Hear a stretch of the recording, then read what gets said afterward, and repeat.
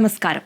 കേരളത്തിലെ എല്ലാ പഞ്ചായത്തുകളുടെയും പ്രസിഡന്റുമാർ ഈ കാലയളവിൽ തങ്ങളുടെ പഞ്ചായത്തുകളിൽ നടപ്പിലാക്കിയ ക്ഷേമ വികസന പ്രവർത്തനങ്ങളും ഭാവിയിൽ പ്രാവർത്തികമാക്കാൻ ഉദ്ദേശിക്കുന്ന പ്രവർത്തനങ്ങളും കേരള വിഷൻ ന്യൂസിന്റെ എന്റെ പഞ്ചായത്തിലൂടെ പങ്കുവയ്ക്കുകയാണ്.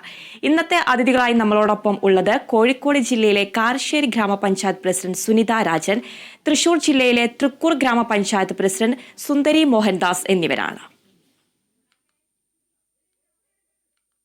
എല്ലാവർക്കും എന്റെ പഞ്ചായത്തിലേക്ക് സ്വാഗതം.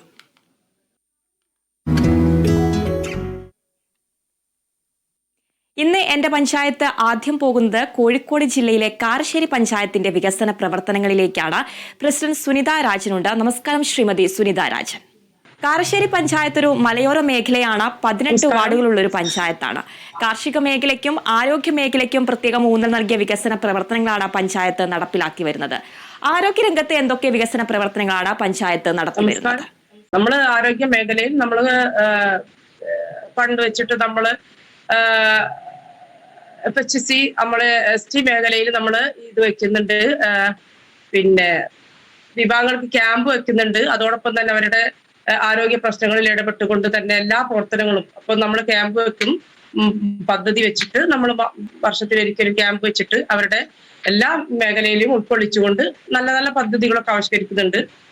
തീർച്ചയായിട്ടും ആരോഗ്യ മേഖലയിൽ നിരവധി വികസന പ്രവർത്തനങ്ങളാണ് പഞ്ചായത്ത് നടപ്പിലാക്കി വരുന്നത്. അതുപോലെ തന്നെ കർഷകർ കൂടുതലുള്ള ഒരു പ്രദേശം കൂടിയാണ്. കാർഷിക മേഖലയെ ആശ്രയിച്ച് കഴിയുന്നവരാണ് കൂടുതലായും ഉള്ളത്. കാർഷിക രംഗത്ത് ഏതൊക്കെ രീതിയിലുള്ള വികസന പ്രവർത്തനങ്ങളാണ് നേരിടുന്നത്? കാർഷിക മേഖല ആയതുകൊണ്ട് തന്നെ വന്യജീവി ആക്രമണങ്ങളൊക്കെ നേരിടുന്നുണ്ടോ? അത് സംബന്ധിച്ചുള്ള പ്രശ്നങ്ങളൊക്കെ എങ്ങനെയാണ് ഗ്രാമപഞ്ചായത്ത് പരിഹരിക്കുന്നത്? നമ്മുടെ പഞ്ചായത്തില് കാട്ടുപന്നി ശല്യം രൂക്ഷമാണ്. മറ്റ് കാര്യങ്ങളൊന്നുമില്ല. പക്ഷെ കാട്ടുപന്നി രൂക്ഷമാകുന്നതിന് അവരെ ഷൂട്ടർമാർ ഉപയോഗിച്ചിട്ട് നമ്മൾ ഒരു അവർക്ക് വേണ്ടിയിട്ടുള്ള നല്ല വാർഡുകളിലൊക്കെ പന്നിനെ വെടിവെച്ച് കൊല്ലാനുള്ളൊരു അനുമതി കൊടുത്തിട്ടുണ്ട്. അതുപോലെ തന്നെ വർഷാവർഷം നമ്മളൊരു കാടിളക്കി വെടിവെക്കുന്ന ഒരു പദ്ധതി, അതായത് നമ്മൾ എല്ലാവരെയും ഉൾപ്പെടുത്തിക്കൊണ്ട് ജനകീയമായിട്ട് നടത്തുന്നുണ്ട് വർഷാവർഷം. തീർച്ചയായിട്ടും നിരവധി വികസന പ്രവർത്തനങ്ങൾ തന്നെയാണ് കാരശ്ശേരി ഗ്രാമപഞ്ചായത്ത് നടപ്പിലാക്കി വരുന്നത്. ആർദ്രം പുരസ്കാരം അടക്കം ലഭിച്ച ഒരു പഞ്ചായത്ത് കൂടിയാണ്. എങ്ങനെയാണ് ഇത്തരം നേട്ടങ്ങളൊക്കെ പഞ്ചായത്തിന് കൈവരിക്കാൻ സാധിച്ചത്? തീർച്ചയായിട്ടും ജനങ്ങളുടെ നമ്മൾ പദ്ധതി വെക്കും. അപ്പൊ ജനങ്ങളും കൂടി നമ്മൾ ഒത്തൊരുമിച്ചുകൊണ്ട് മുന്നോട്ട് പോകുന്നത് കൊണ്ട് തന്നെയാണ് നമ്മുടെ പഞ്ചായത്തിലെ വികസന പ്രവർത്തനങ്ങളൊക്കെ നല്ല ഊന്നൽ കൊടുത്തുകൊണ്ട് മുന്നോട്ട് പോകും. തീർച്ചയായും വേനൽക്കാലമാണ്. കുടിവെള്ളക്ഷാമം നേരിടുന്ന പ്രദേശങ്ങളുണ്ടോ? ഈ കുടിവെള്ളക്ഷാമം എത്രത്തോളമാണ് ഗ്രാമപഞ്ചായത്ത് പരിഹരിക്കുന്നത്? മഴക്കാലമാകുമ്പോൾ വെള്ളം കയറുന്ന പ്രദേശത്ത് നിലനിൽക്കുന്നുണ്ടോ? ഈ ഒരു സമയത്തും ഗ്രാമപഞ്ചായത്തിന്റെ ഒരു ഇടപെടൽ എത്രത്തോളമാണ് ഉണ്ടാകുന്നത്?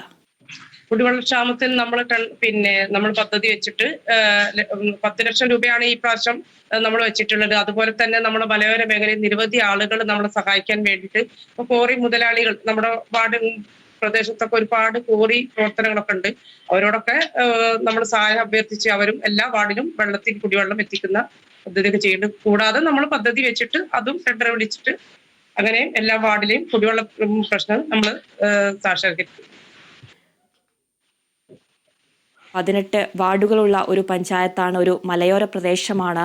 കാർഷിക മേഖലയ്ക്കും അതുപോലെ തന്നെ ആരോഗ്യ മേഖലയ്ക്കടക്കം നിരവധി വികസന പ്രവർത്തനങ്ങളാണ് നടപ്പിലാക്കി വരുന്നത്. മാലിന്യ സംസ്കരണ രംഗത്തായാലും വിദ്യാഭ്യാസ രംഗത്തായാലും മികച്ച രീതിയിലുള്ള മാതൃകാപരമായിട്ടുള്ള വികസന പ്രവർത്തനങ്ങൾ തന്നെയാണ് കാരശ്ശേരി ഗ്രാമപഞ്ചായത്ത് നടപ്പിലാക്കി വരുന്നത്. കർഷകർ കൂടുതൽ ഉള്ള ഒരു പ്രദേശമാണ്. അതുകൊണ്ട് കാർഷിക മേഖലയെ ആശ്രയിച്ച് കഴിയുന്ന ജനങ്ങളാണ് കൂടുതലായിട്ടുമുള്ളത്. പഞ്ചായത്ത് പ്രസിഡന്റ് സുനിത രാജനുണ്ട്. ശ്രീമതി സുനിത രാജൻ, വിദ്യാഭ്യാസ രംഗത്ത് ഏതൊക്കെ രീതിയിലുള്ള പദ്ധതികളാണ് ഗ്രാമപഞ്ചായത്ത് നടപ്പിലാക്കി വരുന്നത്? വിദ്യാഭ്യാസത്തിന് നല്ല ഊന്നൽ കൊടുത്തുകൊണ്ടാണ് കാരശ്ശേരി പഞ്ചായത്ത് മുന്നോട്ട് പോകുന്നത്. ഇപ്പൊ വർഷാവർഷം കുട്ടികൾക്ക് പഠന സഹായം എന്ന നിലയ്ക്ക് പഠന സാമഗ്രികൾ നൽകുന്നു. അതുപോലെ നമ്മള് അവർക്ക് മൊമെന്റോ ആദരവ് കൊടുക്കുന്നു. SSLC+2 കുട്ടികൾക്ക് ആദരവ് കൊടുക്കുന്നു. ഇപ്പൊ ഈ പ്രാവശ്യം നമ്മളൊരു സ്കോളർഷിപ്പിലൂടെ NMS സ്കോളർഷിപ്പ് കൊടുക്കാൻ വേണ്ടിയിട്ട് ഉള്ള ഒരു പദ്ധതി ആവിഷ്കരിച്ചിട്ടുണ്ട്. അത് 28ാം അതിന്റെ ഉദ്ഘാടന കർമ്മം നിർവഹിക്കും. അങ്ങനെ വിദ്യാഭ്യാസ മേഖലയിൽ നല്ല ഊന്നൽ കൊടുത്ത് തന്നെയാണ് മുന്നോട്ട് പോകുന്നത്. അവർക്ക് വേണ്ട കാര്യങ്ങളൊക്കെ പദ്ധതി വെച്ചിട്ടും അല്ലാതെ സ്കോളർഷിപ്പിലൂടെ ഒക്കെ നമ്മൾ കാരശ്ശേരി പഞ്ചായത്ത് മുന്നോട്ട് പോകും. തീർച്ചയായിട്ടും വിദ്യാഭ്യാസ മേഖലയിലടക്കം നിരവധി വികസന പ്രവർത്തനങ്ങളാണ് പഞ്ചായത്ത് നടപ്പിലാക്കി വരുന്നത്. ജനങ്ങളുടെ ഏറ്റവും അടിസ്ഥാന സൗകര്യമാണ് പാർപ്പിടം എന്നുള്ളത്. ഭവന പദ്ധതി എത്രത്തോളമാണ് ഗ്രാമപഞ്ചായത്തിൽ നടപ്പിലാക്കാൻ സാധിച്ചിട്ടുള്ളത്? നമ്മൾ ഇപ്രാവശ്യം 239 പേരെയാണ് ഇന്നിപ്പോ ലൈഫ് ഭവന പദ്ധതിയിൽ ഉൾപ്പെടുത്തിയിട്ടല്ല. അത് 20% നമ്മൾ പഞ്ചായത്തും കൂടി ഫണ്ട് വെച്ച് വിനിയോഗിച്ചിട്ടാണ് അവർക്ക് ഇതിനുള്ള ഫണ്ടുകൾ നമ്മൾ കൈമാറുന്നത്. വയോജനങ്ങൾക്ക് ഭിന്നശേഷിക്കാർക്കുള്ള വികസന പദ്ധതികൾ ഏതൊക്കെ രീതിയിലാണ് പഞ്ചായത്ത് ആവിഷ്കരിക്കുന്നത്? വയോജനങ്ങൾക്ക് കട്ടിൽ എന്ന ഇപ്പോൾ നമ്മൾ അനുവദിച്ചത് മാത്രമേ കൊടുക്കാൻ പറ്റുള്ളൂ. അപ്പോൾ വയോജനക്ക് കട്ടിൽ, അതുപോലെ പിന്നെ ഭിന്നശേഷിക്കാർക്ക് ഉള്ള ആനുകൂല്യങ്ങൾ, അതുപോലെ പെട്ടിക്കട, അങ്ങനെ നിരവധിയായിട്ടുള്ള കാര്യങ്ങൾ നമ്മൾ ചെയ്തു പോരുന്നുണ്ട്. തീർച്ചയായിട്ടും വയോജനങ്ങൾക്കും ഭിന്നശേഷിക്കാർക്കും അടക്കം നിരവധി വികസന പ്രവർത്തനങ്ങളാണ് പഞ്ചായത്ത് നടപ്പിലാക്കി വരുന്നത്. മാലിന്യ സംസ്കരണ രംഗത്ത് പഞ്ചായത്തിന്റെ വികസന പദ്ധതികൾ എങ്ങനെയാണ് ഹരിതകർമ്മ സേനാംഗങ്ങൾ MCS സംവിധാനങ്ങളൊക്കെ ഉപയോഗിച്ച് നടപ്പിലാക്കുന്നത്? കാർശ്ശേരി പഞ്ചായത്തിൽ നിലവിൽ 30 ഹരിതകർമ്മസേന അംഗങ്ങളാണ് പ്രവർത്തിച്ചു വരുന്നത്. ഹരിതകർമ്മസേന അംഗങ്ങൾക്ക് വേണ്ടിയിട്ടുള്ള യൂണിഫോമും മറ്റ് സുരക്ഷാ ഉപകരണങ്ങളൊക്കെ നൽകിയിട്ടുണ്ട്. അതുപോലെ ഹരിതമിത്രം ആപ്പിന്റെ പ്രവർത്തനം 100% കഴിഞ്ഞ മാസം മാർച്ചിലായിട്ടുള്ളതാണ്. പിന്നെ പൊതുസ്ഥലങ്ങളിലും ജലാശയങ്ങളിലും മാലിന്യം നിക്ഷേപിക്കുന്നതിനെ വിജിലൻസ് സ്ക്വാഡ് ഒരു 1,86,000 രൂപ പിഴ ഈടാക്കിയിട്ടുണ്ട് നമ്മുടെ പഞ്ചായത്ത്.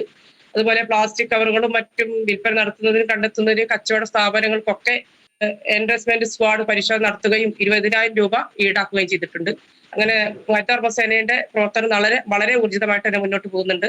അതൊക്കെ നല്ല MCFന്റെ പ്രവർത്തനം താൽക്കാലിക ആണെങ്കിലും നമ്മൾ വാടകയിൽ നിന്ന് മാറി ഇപ്പൊ ഒരു സ്ഥലം സ്വന്തമായിട്ട് എടുക്കാനുള്ളൊരു എല്ലാ പദ്ധതികളും റെഡി ആയിട്ടുണ്ട്. അതിന്റെ ഫൈനൽ ആയിട്ടുണ്ട്. അത് പിന്നെ അടുത്ത 2 മാസത്തിനുള്ളിൽ തന്നെ നമ്മൾ ഉദ്ഘാടന കർമ്മം നിർവഹിക്കും.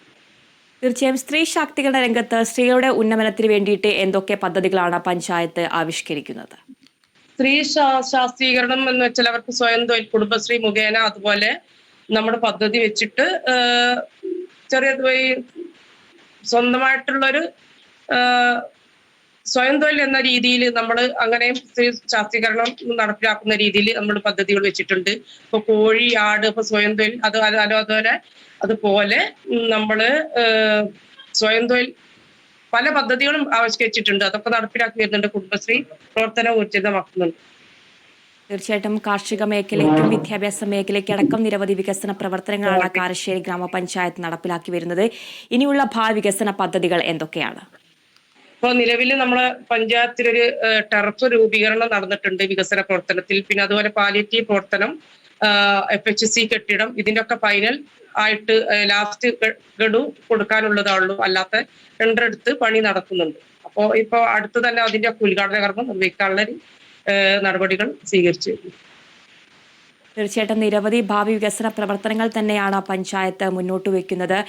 കേരളോത്സവം, ഗ്രാമോത്സവം പോലുള്ള സാംസ്കാരിക ഉത്സവങ്ങളൊക്കെ ഗ്രാമപഞ്ചായത്തിൽ നടപ്പിലാക്കുന്നുണ്ട്. എങ്ങനെയാണ് ഇത്തരത്തിലുള്ള പദ്ധതികളൊക്കെ ഗ്രാമപഞ്ചായത്ത് ആവിഷ്കരിക്കുന്നത്? കേരളോത്സവം ഈ വർഷത്ത് നടന്നു, അതുപോലെ ഗ്രാമോത്സവം നടന്നു. അതൊക്കെ ഈ 4 വർഷത്തിനുള്ളിൽ എല്ലാ വർഷാവർഷം നടത്തുന്നതാണ്. പിന്നെ കേരളോത്സവത്തിന് നമുക്കൊരു ഫണ്ടുണ്ട്. അത് ഉപയോഗിച്ചിട്ട് എല്ലാ ആളുകളെയും ഉൾപ്പെടുത്തി, കുടുംബശ്രീ ആളുകളെയും വയോജനങ്ങളെയും എല്ലാവരും ഉൾപ്പെടുത്തിക്കൊണ്ടാണ് നമ്മളെ ഗ്രാമോത്സവവും അതായത് കേരളോത്സവമൊക്കെ നടത്തി വരുന്നത്. കുട്ടികളെ കൂടുതലായിട്ട് 18 വയസ്സ് കഴിഞ്ഞ കുട്ടികൾ മുതൽ 60-59 വയസ്സ് വരെയുള്ള ആളുകളെ ഉൾപ്പെടുത്തിയിട്ട് കേരളോത്സവം അതിഭംഗിയായിട്ട് തന്നെ എല്ലാ വർഷാവർഷം നടത്തി വരുന്നുണ്ട്.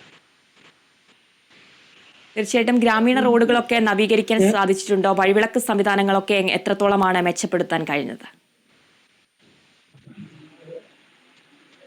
സ്ട്രീറ്റ് ലൈറ്റുകളൊക്കെ വെച്ച് നമ്മൾ പദ്ധതി വെച്ചിട്ട് പഞ്ചായത്ത് പദ്ധതിക്ക് പുറമെ എല്ലാ വാർഡുകളിലും സ്പോൺഷിപ്പിലൂടെ നമ്മൾ ലൈറ്റ് വെച്ചിട്ടുണ്ട്. അതുപോലെ ഹൈമാസ് ലൈറ്റ് വെച്ചിട്ടുണ്ട്.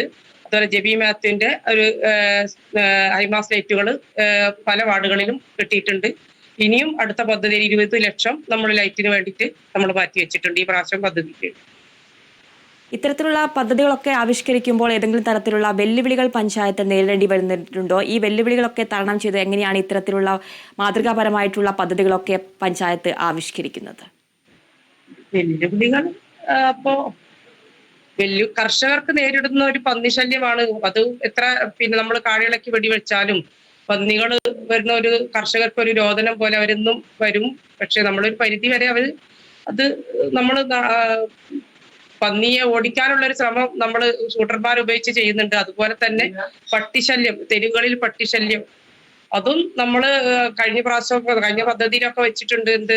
പിന്നെ നമ്മുടെ വന്ധീകരണം നടത്താനുള്ള ഒരു പദ്ധതി, അത് ഒക്കെ പ്രവർത്തിക്കാക്കി വരുന്നുണ്ട്. പിന്നെ കാര്യമായിട്ട് ഇപ്പോ മഴക്കാലത്ത് നിരവധി വീടുകൾക്ക് നാശനഷ്ടം സംഭവിക്കുന്നുണ്ട്, വാഴ കൃഷിക്കൊക്കെ. അതൊക്കെ നമ്മൾ ആ സമയം വരുമ്പോൾ അതിൻ്റെതായ രീതിയിൽ നല്ല നല്ല പ്രവർത്തനങ്ങൾ ആളുകളെ സഹകരണത്തോടു കൂടി നല്ല രീതിയിൽ തന്നെ ക്യാമ്പൊക്കെ വെച്ച് നല്ല രീതിയിൽ തന്നെ മുന്നോട്ട് പോകുന്നുണ്ട്. എല്ലാവരും സഹായിക്കും. അങ്ങനെ കാരശ്ശേരി പഞ്ചായത്ത് നല്ല രീതിയിൽ തന്നെയാണ് മുന്നോട്ട് പോകുന്നത്. തീർച്ചയായിട്ടും നിരവധി മാതൃകാപരമായിട്ടുള്ള വികസന പ്രവർത്തനങ്ങൾ തന്നെയാണ് കാരശ്ശേരി ഗ്രാമപഞ്ചായത്ത് മുന്നോട്ട് വെക്കുന്നത്. കോഴിക്കോട് ജില്ലയിലെ കാരശ്ശേരി ഗ്രാമപഞ്ചായത്തിന്റെ വികസന പ്രവർത്തനങ്ങളാണ് പഞ്ചായത്ത് പ്രസിഡന്റ് സുനിത രാജൻ പങ്കുവച്ചത്. മാതൃകാപരമായ പ്രവർത്തനങ്ങളാണ് പഞ്ചായത്ത് നടപ്പിലാക്കി വരുന്നത്. എല്ലാ ഭാവി പ്രവർത്തനങ്ങളും യാഥാർത്ഥ്യമാകട്ടെ എന്ന് ആശംസിക്കുന്നു. നന്ദി ശ്രീമതി സുനിത രാജൻ.